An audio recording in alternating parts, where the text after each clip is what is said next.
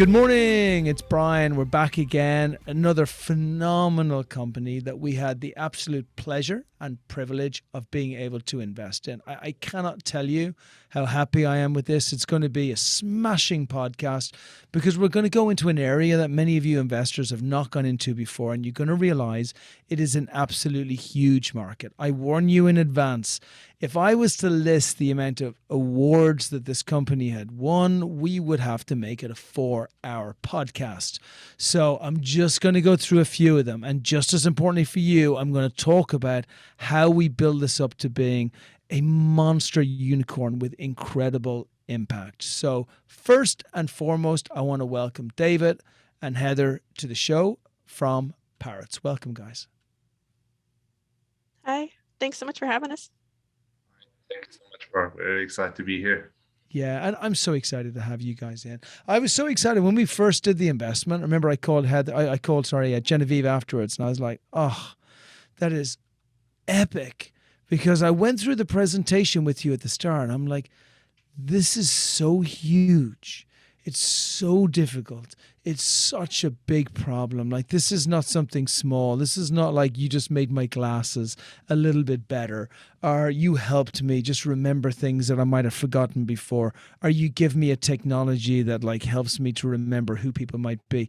This is that literally you're taking people from darkness and you're giving them light. It's such an important segment of the population. So maybe, David, if you could speak a little bit at the beginning and talk to us about the solution that you came up with and why it was so tremendously important for all of those people who need it so badly. Yes, um, I could start from the beginning. Please. When I was a kid, my uncle got a spinal cord injury, and he became with severe disability using a wheelchair. And I saw the struggles. I didn't do much, and I saw my aunt passed away because the complications of multiple sclerosis. It's in my background, in my history. I didn't do much. I just tried to be a mini caregiver, helping them with whatever I can. Then just fast forward, when I went to college studying engineering, I got inspired by many people, including Stephen Hawking. And I do believe there are millions of people like Stephen Hawking out there. And they're just missing accessible technology to unlock their potentials, to be able to do more and not just be isolated in their darkness. A lot of people, they have great minds, great talents there, but just lack their potential because they have a physical challenge. They cannot express even themselves with their own voices. And then I realized I need to help them. And I worked with many companies after college, from medical devices, robotics, healthcare, until I worked with one of my friends, Steve Sailing. He was a great landscape designer until he got diagnosed with ALS. Then eventually he lost the ability to walk using his hand, and nowadays even cannot speak to his little son. And then I was, okay, now it's time to do something for my friend Steve, all the people that I know, and all the great minds out there, to help them to unlock their potentials and to be able to achieve their dreams. Incredible. And what did that look like? Because what you're talking about is just so much. I mean, it's so much. I mean, some poor person going through that affliction, it is the stripping away, not just of their physical ability, emotions, it's like the stripping away of their dignity, of everything. In some levels, it would, I mean, I would never say it would almost be better if they had never experienced like the greatness of what life could give them, but it's almost more cruel to be given everything and then have it stripped away afterwards. So where do you even begin by giving them back, to be able to give them back that dignity and give them back some of the faculties that actually make life really worth living? And to your point, to be able to then break beyond that so that they can actually make valuable contributions that they really want to make. And talk to me about the journey. What did it look like? Like, how did you start? And how did you, where do you even begin with this? Yeah, I began from helping them with the navigation. the idea started like to help people using a wheelchair to navigate using a wheelchair, to give them a better view, because some people, they cannot turn their neck. And then when I was doing some prototyping, early prototypes and testing, I realized there is a bigger problem, which is communications. I cannot interact with them efficiently very quickly. And it's taking me sometimes 10 minutes to listen for one sentence, or 10, 20 minutes. It's so frustrating for everybody. Of course, for the end user, for the family, for the caregivers. And they're like, okay, I need to just make the shift here to focus on the communication, because that's more important, to work on it, and then working on different things. But the major key, I would say, working with everybody and making a holistic approach, which is basically not just talking with the patient alone, taking with the patient, getting feedback, observing them very carefully, but talking with other people involved, caregivers, family members, nurse, healthcare professionals, everybody, to get all the points, the missing point, to have the whole pictures, and then making the solution to be patient-centric design based on their needs, and tackling the real need here. And before moving forward, even building a tiny features in the software or the hardware or whatever we're developing. So taking into considerations every part and making a complete picture before making any step. Yeah, And then they like to make it, yeah. Go on, I'm sorry, buddy. It's like there's so many different elements that you were working on to pull it together. And each one of them is like an entire company in itself. But if you look at where Parrots is today for what you've built, and you were going to break it down into 5 or 6 major benefits, or 2 or 3, or whatever the number is, major benefits that the net gives to its user, what would you list them as? Yeah, that's in our values. We have 5 C's. We call them our 5 C's. But I want to let Heather to talk about the 5 C's that we have, from communication all the way to caregiving. So the 5 C's really, for me, come from an understanding of speaking directly to disabled people. And that's something not a lot of companies do, not a lot of people do. They'll go to the caregiver and they'll treat them as a human being equal to talk to, right? But they don't actually talk to the disabled person as a valid, perfectly equal human being. And as a disabled person myself, I find that very important. And I think that's why we're able to have such a holistic approach to those 5 C's. So we really focus on communication, control, caregiving, all of these things that everyone takes for granted if they're able-bodied. But when you're disabled, you see those things stripped away from you bit by bit by bit.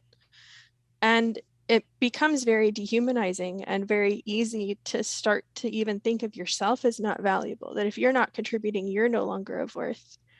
And I can't tell you how many times someone said to me as a disabled person, oh gosh, if I was in your case, I'd give up. And it's like, way to say to me that I don't matter, you know? And so our 5C's really, I think my hope is that it communicates to the disabled community, we see you and we're purposefully including you. Like, to me, our advisors, we specifically include members of the disability community that we're serving to make sure that their perspective is front and center first and foremost. And you're staying very close to it. And how does that fit into the end product? So when you talk, maybe you'll tell us a little bit more about the communication and how you made it so effective, and also about the control and all of the other 5 C's as well. It fits into the holistic view of what we do, that we see every aspect of a human being's ability to communicate, for instance. So much of what frustrates me and our competitors' approach is it either reduces us to infantilized children communicating via pictures and robbing us of the ability to create coherent, cohesive adult sentences, or they expect us to painstakingly type things out bit by bit by bit for every single request we could possibly have at the end of the day. So we've tried to take a hybrid approach where, be it via context-based artificial intelligence and machine learning, we can recognize, okay, this caregiver is coming towards me right now. This person typically does these tasks. Oh, these objects are around in the room. Okay, if Mike usually helps me eat and I see a glass of orange juice on the table, our AI system can then pop up these preformed sentences, not pictures, not infantilized, nothing like that, but says, hey, you're probably going to ask Mike to get you a glass of orange juice. Here's this option pop up. And in a second, you can select it and it speaks that full coherent adult sentence and gets you what you need. So it's a hybrid approach that really looks at how you live your day-to-day life and where we can add value and where we can fill those gaps that disability might have taken away from you. It's so powerful, really. How have people reacted to it since you've started to bring your proof of concepts out to market? The reactions since the beginning, since earlier prototype, because when you have the system speak for them to predict something they really want, well, I would mention one of the first reaction, Steve Selling, my friend, he told me, not because he, like my friend, he said, it's super damn cool.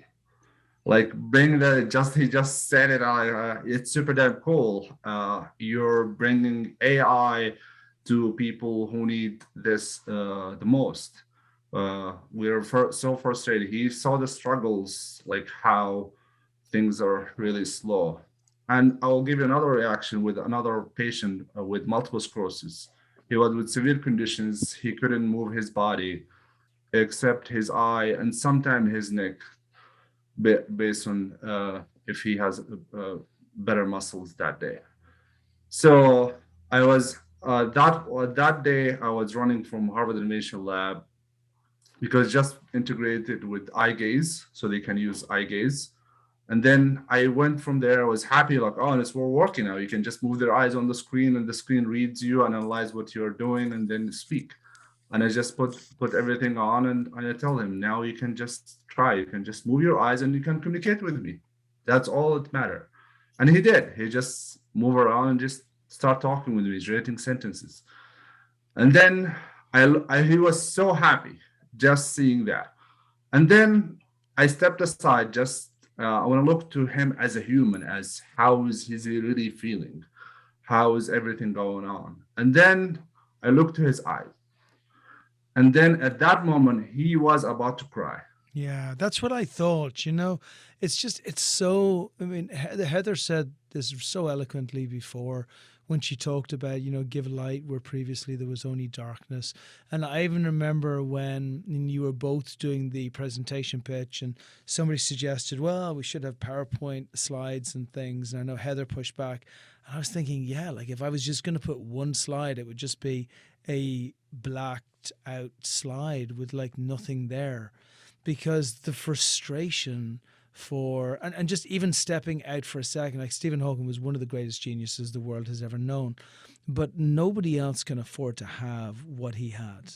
That was a house, and it wasn't even a small house that he had in equipment there. It was a large house that he had in equipment. So people just can't afford that. So what does that mean? It means that all of those people who are used to interacting with the people that they love can no longer do that anymore.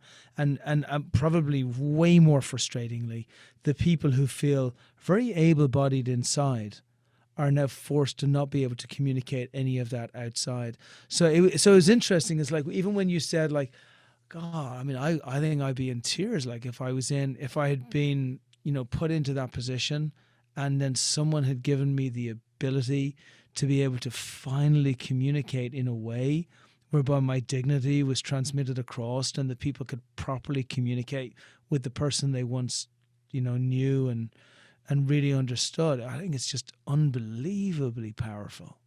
I mean, am I exaggerating this? I mean, you've lived it. I mean, I'd love to get your opinion, David, and then I'd love to also get Heather's opinion too. Yeah, it's absolutely. It's the frustration, the pain for the patient and for the caregivers. Even I felt that in my childhood with family members, and I saw that, and I lived it. So I know the real pain. At the same time, I talk with many people, or I talk with some people, they have kids with cerebral palsy or other conditions.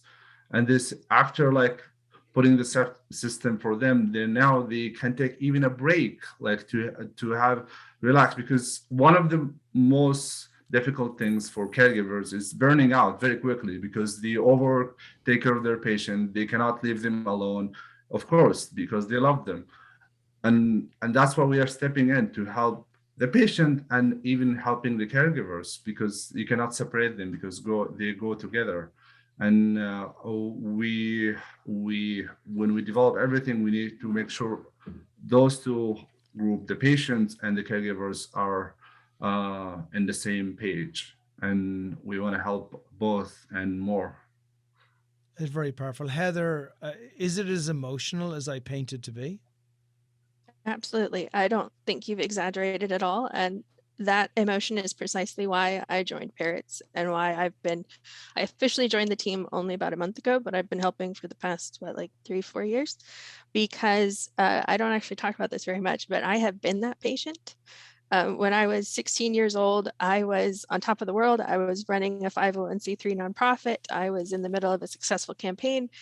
And I literally went in the span of 6 months from negotiating on MSNBC with a Warner Brothers senior vice president, fighting one of the biggest multinational companies in the world, to 3 months later, I couldn't form a sentence.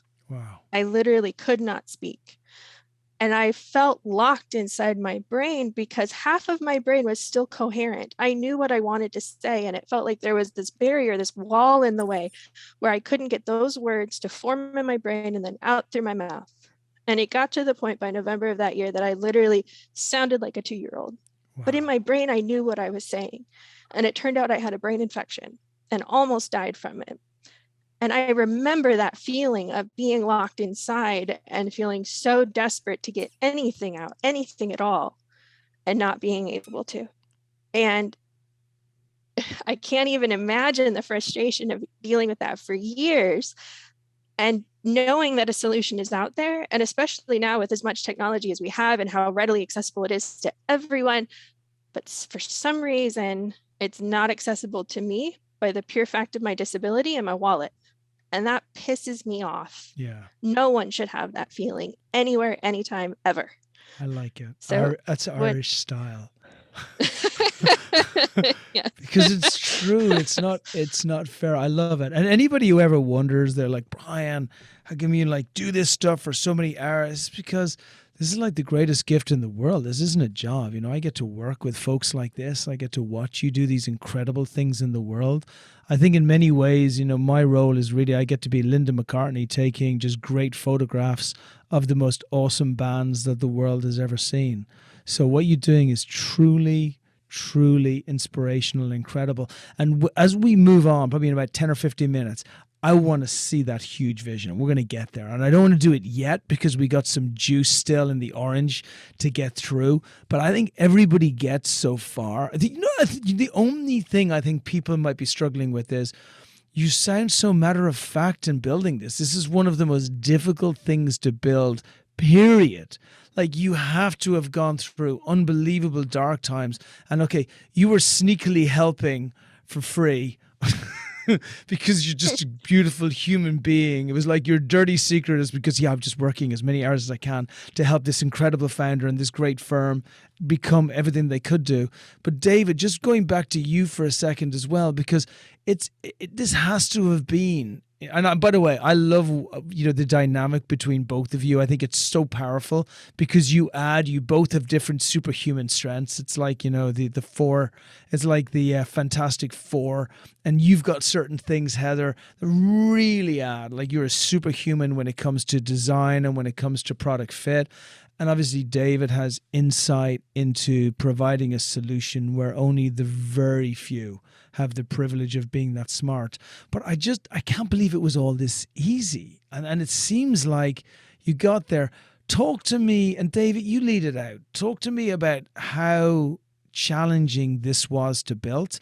And then maybe if you could incorporate in there what's out there in the market right now. And I know what Heather said is absolutely, it's what I'm used to seeing, right? Either really difficult where people are trying to spell out, where they have to go through letter and letter and letter and letter, and it's just painstakingly hard, or else they, pick a picture of breakfast and say, I want breakfast, right? So there has to be something else out there, and talk to us about like your challenges, the difficulties in building what you've built. David. Yeah, many challenges and many stories.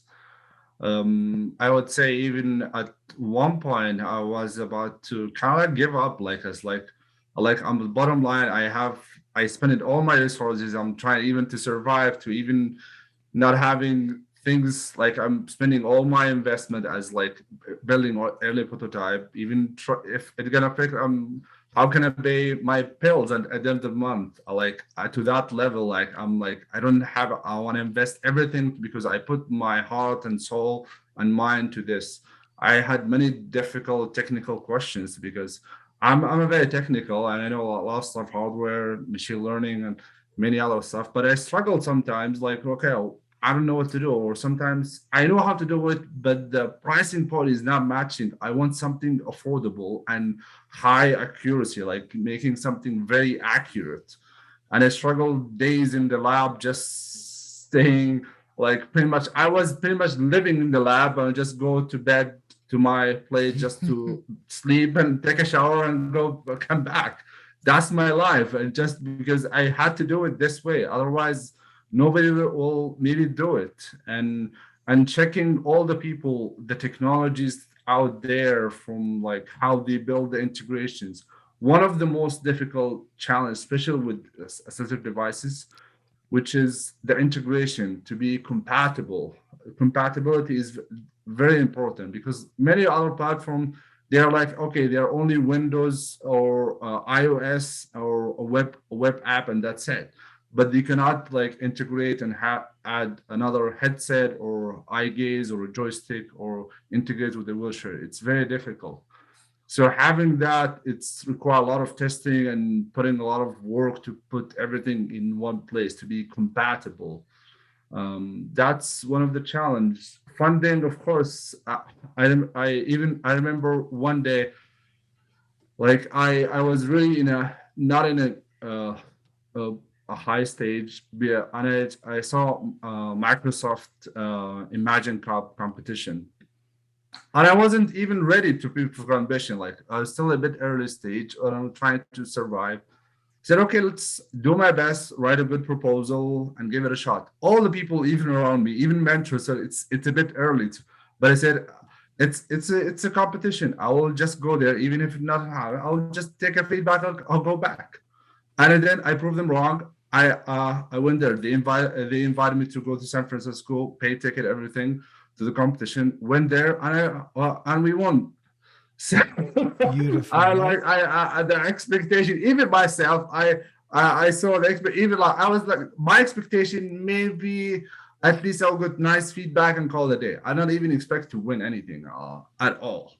So, but sometimes you have to take a leap of faith and just jump on it. Whether just apply for that grant or apply or talking even to that angel investor. One of the first angel investors I remember at the Harvard Innovation Lab, we were just pitching for another competitions. We won the first place. We got $15K for that award. And one of the judges, just after we finished everything, he just came to us like, hey, I did not check him, honestly. I was just focusing about building something and presenting, having nice presentation. And he said, I'm angel investor. I'm interested. I said, okay, nice. Let's talk and schedule a meeting. And then within 2-3 weeks, we signed first investor ever. Nice. So, how many competitions have you won?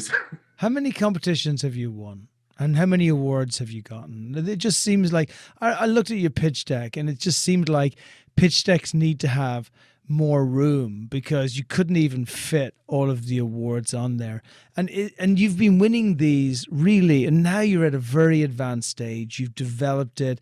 People are no longer saying, "Oh, I don't know if you can make it or not." People are now willing you forward, seeing you're building a great team. South by Southwest, you did fantastic down in South by Southwest as well. So where do we go in the immediate future? I'm holding back the huge vision. I want to save us for that in about 5 minutes' time. But for right now, like, what happens this year? You've won all these competitions. You have a technology in market, by the way. This is not a concept. This is there. It is working. Parrots is a real thing. But talk to me about 2022 and what you expect to happen in this year. How much money are we going to raise, and what does the rollout for the rest of the year look like? Yes. For awards, we're expecting many awards and even a grant from National Science Foundations, and even I'm going to apply for NIH. That's like big grants and awards we are working on. Some of them we just submitted. In terms of investment, we're looking to raise 1.5 million. Mm-hmm. That's our target this year. Then we'll open our round for the seed round later on. That's for in terms of fundraising. For our expectations, it's higher in terms of number of patients we're gonna serve and help, in terms of partnerships from healthcare organizations and people gonna work with from hospitals, nursing homes, and including the VA. And and we have a good news regarding the VA. We're gonna be one of the exhibitors at the VA Healthcare Summit in Texas in August. Wow. So if anyone wanna be there, so we're gonna be there for the whole summit. It's about 4 days summit in Texas, and it's the biggest healthcare summit for the veterans. And the good news, we're going to be exhibitors. So, and I hope you can see everybody can join us there. And many other things in the line. That's for 2022 only. But the vision, we have a lot of things. Could I talk about the vision a little bit more? I always think about it as well. It seems, I know you both work 20 hours a day. It seems like you have a team of 40 people. But I know you don't. I know you just managed to achieve a tremendous amount. You've got great advisors around you. You've got great immediate team members around you. But really, you know, as an investor, when I look at, obviously, I don't need to even mention about, you know, purpose, you know, mission, like it's obvious, right? Everybody will get that in like 30 seconds. I don't even need to mention anything about grit because, again, it's obvious from the interview where you both are with regard to grit and where you're coming from. This is not well, I'm just going to try my startup and see what happens. And then, heck, we might try something afterward. Like, this is it. I get this. Like, this is your everything. You just got it at the right time when everything was ready. And every investor who's here is going to see this. And on top of that, like what you've also demonstrated with all these awards and these grants that you're winning and everything else is that you are all, I won't say both because there's more than both of you, but like you are physically capable of doing 3 to 4 people's work and encompassing it within, you know, 1, 2, 3, 4 within the team itself, right? So you have tremendous capabilities. They're actually all of the things that investors really, really, really want to see. So yes, just as you're talking about the future, speak a little bit to the competition as well. Maybe we start there and like look at the competition and maybe go a tiny bit broader on where on kind of where maybe some of the opportunities are, what you see happening within the market, maybe other people who are coming in with this, and then we're going to finish with the huge vision. And then I'll let Heather as well, so both of you can finish with a monster vision. But just hit me with with a little bit on the competition first. Yes, I could speak. There are some assistive devices out there. The main thing they rely on pretty much like they have built-in pictures on the screen, and you have to pick between like, if you want to go to the bathroom, you have to scroll down like to find where is that icon to go to the bathroom, and then like make the system speak for that. And they get, I have to admit, they did a good job for that time of frame or for development to do maybe essential stuff and that's it, like, or like essential needs. But they have the time to even to go to that essential need. It will take few minutes just to scroll down and make sure like this is what I want. And Yeah. imagine this is, it will take time for anyone, just even by scrolling your hand on this on the touch screen or iPad to go to that icon. It's like you're searching on the phone, like for I need to scroll and flip the page until you find whatever you need. But our system is like predicting before even like without even any indication, without making any sound or noise or even moving your eyes, because it's keep continuously learning from you or about your needs. Other system, they have some robotic vision, which is that maybe like a walking robot on your home to check on you. But that thing is, some of them they are expensive, and some of them they're not designed for those people. It's designed for other purposes. You can see them, some of them in different areas or different settings, but it's not designed to be like, they cannot read your eyes. They can do facial recognitions, they can do object recognition, but it's not designed to predict everything that you do. They have specific needs or certain areas. You can see them in more in commercial uses in stores or retails, but it's not designed focus on this. There's on the other spectrum, which is about the life monitoring or smart alarm for emergencies. All most of emergency devices out there, they don't have high accurate for in real time emergencies. Sometimes they miss a few seconds, and that few seconds it can be critical. It could be life or death. It could be like taking your injury from this level to the roof and making your injuries worse. So, but the thing we do is accuracy and predicting things in real time before it happens. I love it. I love it. And very, very, very conclusive. And it's obvious that you know exactly what area of the market to go for. Okay. Before you jump into vision and you finish us off on vision, I want Heather to talk a little bit about the product design vision. You know, whenever I look at Heather, I look at a thing of beauty when it comes to everything that you create. So talk to me about how you see this gorgeous, beautiful product being developed from a design perspective, and then also share your email address so people can connect with you afterwards. And then we'll finish with David. Yeah, sure.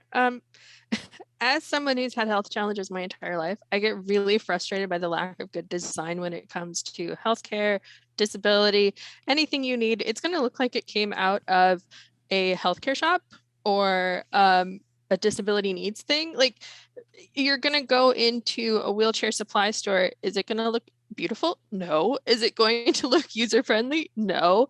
It's going to look bare bones, ugly, and not at all inviting. Or worse, it's going to look like it was designed for a child. Again, it's going to be infantilizing. It's not going to see you as an adult with taste, right? And I'm a major design nerd, a fashion nerd, all of that. I want stuff for the disabled community to look beautiful because they matter. They're human beings with taste and style, and they matter. And to me, good design is a way of showing respect to your audience, that you care enough to make it look beautiful and aesthetically pleasing and like it belongs in a museum rather than a hospital bedside. So for me, the way I see the future of parrots is I want to make the parrot on your shoulder as beautiful and customizable as possible. I want you to look at it and make you feel happy and proud to have it. Proud not only that your accessibility needs are being met, but that it's a thing of beauty and that it makes you happy. And it's a way for you to express yourself as a confident adult that you are, whether you have disabilities or not. I've got goosebumps. I love human-centric experience and making things beautiful for people who are, and it's true.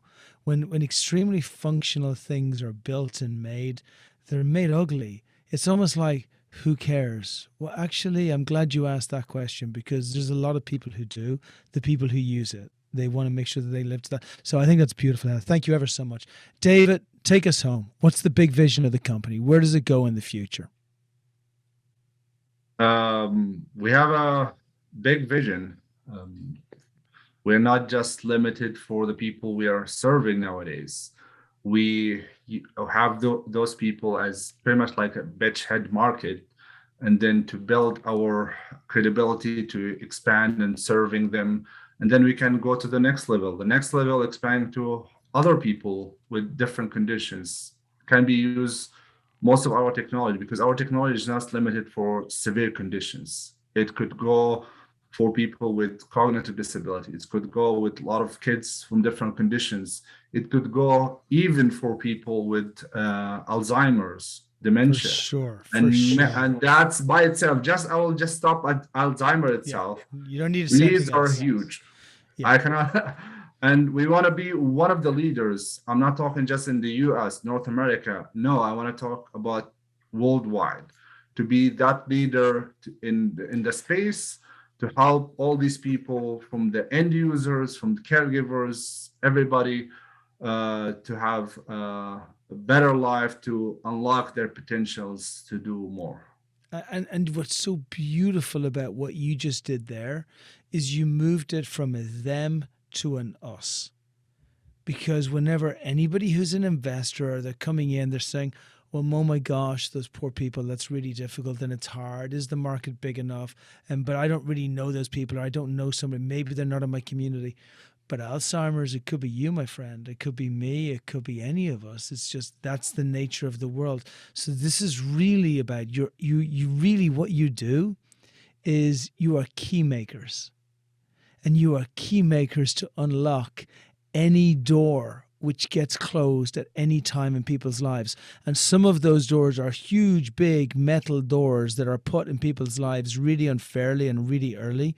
But some of them are just normal doors which get closed and shut later on in somebody's life when they were never ever inflicted by it. So yeah, the world is big. We don't know what's going to happen or when it's going to happen. And by doing what you're doing, you're really giving a gift to everybody on the planet. Heather, did you want to say something? Yeah, I just wanted to say that that's really coming from a place of disability philosophy, and why it's so important to include disabled people in these conversations, because it's a big part of our philosophy that when you make something for the most extreme forms of disability, you're really making it for everyone. Oh my And God. disability community is one of the few minorities where literally anyone could wake up tomorrow and be disabled. You could get hit by a bus. Anything can happen. If you're going to talk about disabled rights, it's about human rights, because it could be and likely will be all of us at some point in our lives will face some kind of disability. So what better thing to invest in and what better thing to work on than something that will benefit all of us? Perfect. A beautiful way to finish. Okay, I need one email for everybody to reach out to, for investors to reach out to, partners to reach out to, anyone who's got referrals that they believe, it could be in the healthcare space or it could be with regards to really smart people in the development space, anything at all that pushes this forward. But more than most, obviously, money is the first thing that's required. So whose email should we give out? Yes, you can use my email, david@flyparrots.com. It's pretty easy, right? Awesome. Thank you, David. Thank you, Heather. Great interview. Investors, if you're listening, you've just heard a little piece of genius today. And if you're like us, then you will look very seriously at an investment into the company, exactly like we did, and we will never look back. Okay. Thank you to you both. Thank you Thank so you much. very much.